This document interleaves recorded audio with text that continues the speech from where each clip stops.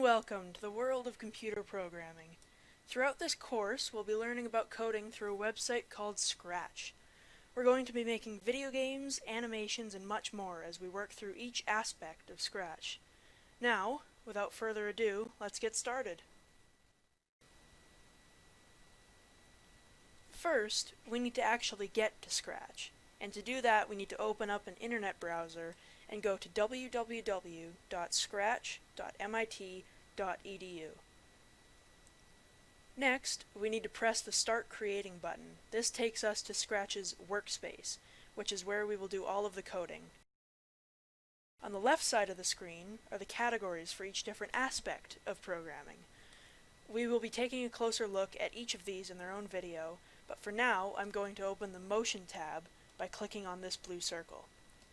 Here, you'll see a bunch of what Scratch calls code blocks. The code blocks are what you'll use to make your programs. They just stick together like Lego. Scratch has so many different code blocks that all do different things. You can use them to make games, animations, music, and so much more.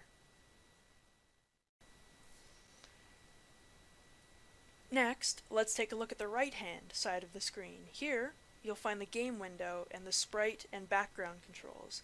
The game window is the white box with the cat in it. It's where you'll see what your code does.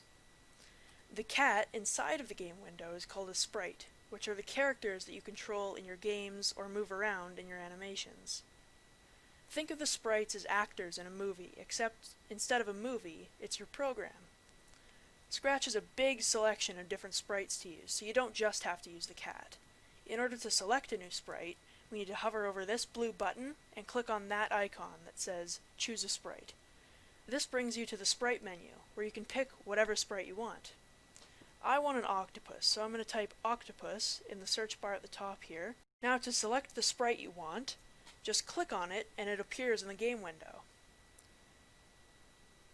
Lastly, we need to get rid of the cat, so to do that we can click on him in the sprite menu below the game window and click the trash can in the corner.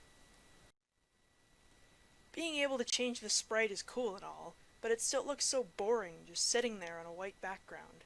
Let's see what we can do to make that look a little more interesting.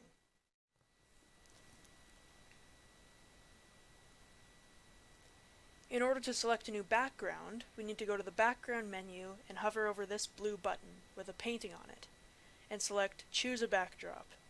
This brings us to a menu very similar to the sprite selection menu, but this time we're going to select a backdrop instead of a sprite.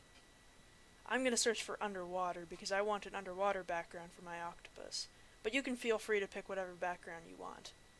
Once you find your background, just left click on it and it will appear in the game window. That's much better. Now, for the last part of this tutorial, I'll be walking you through how to use code blocks to make a simple program that will move our sprite side to side while saying a simple phrase. Almost every Scratch program needs to begin with an event code block. These are what start your program. If you think of it like dominoes, the event code block is the first domino that gets knocked over, and it knocks over the next code block, which knocks over the next, and the next, and the next. So, to start our simple program, we're going to grab this code block here from the event category, which will start the program when we click this start button up here. Then, we need to make our sprite move and turn side to side. To do that, grab a Move 10 Steps block from the Motion category and put it right underneath the block.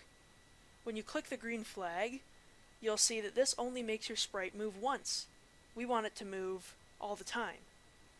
So, in order to make that happen, we need to go to the Control category and get a forever loop.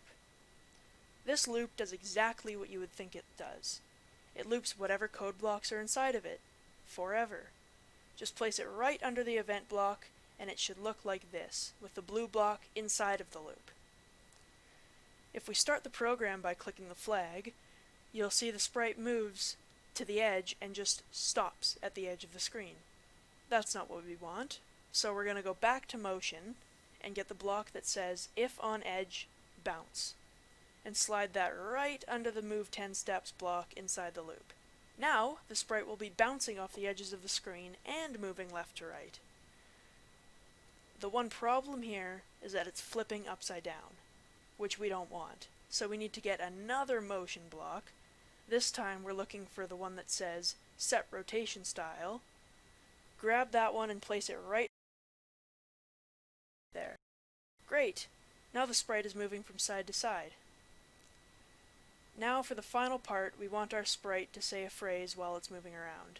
To do that, go and grab a Say block from the purple Looks category and place it in the forever loop right under our other blocks. You can make it say whatever you want, but I'm just going to leave it as hello.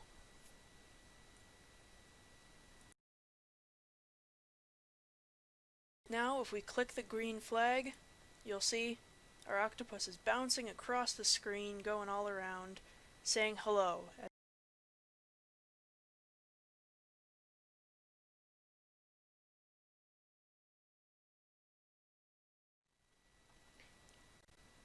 Well, that's about it for this lesson.